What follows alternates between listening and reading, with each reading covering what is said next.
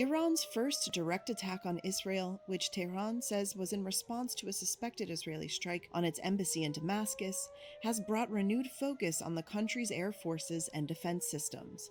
Here's a look.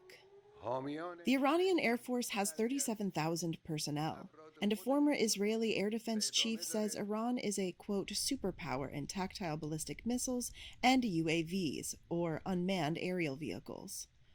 But decades of international sanctions have largely cut the country off from the latest in high-tech military equipment, according to the Institute for Strategic Studies, or IISS, in London.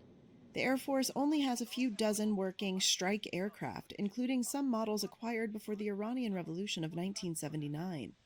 Iran has a squadron of 9 F-4 and F-5 fighter jets, one squadron of Russian-made Sukhoi 24 jets, and some MiG-29s, F-7, and F-14 aircraft, IISS said.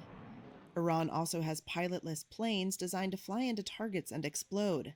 Analysts believe this drone arsenal numbers in the low thousands. Analysts also say Iran has more than 3,500 surface-to-surface missiles, some of which carry half-ton warheads. However, the number capable of reaching Israel may be lower. For defense, Iran relies on a mixture of Russian and domestically produced surface-to-air missile and air defense systems. Similar systems have been deployed in Syria since 2015, giving Israeli pilots years of experience in dealing with them. A research fellow at IISS said that the country does not have the comprehensive air defenses that Israel has.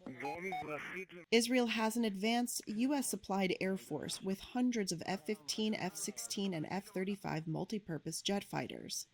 The Air Force lacks long-range bombers, though a smaller fleet of repurposed Boeing 707s serve as refueling tankers that could enable its fighters to reach Iran for pinpoint sorties.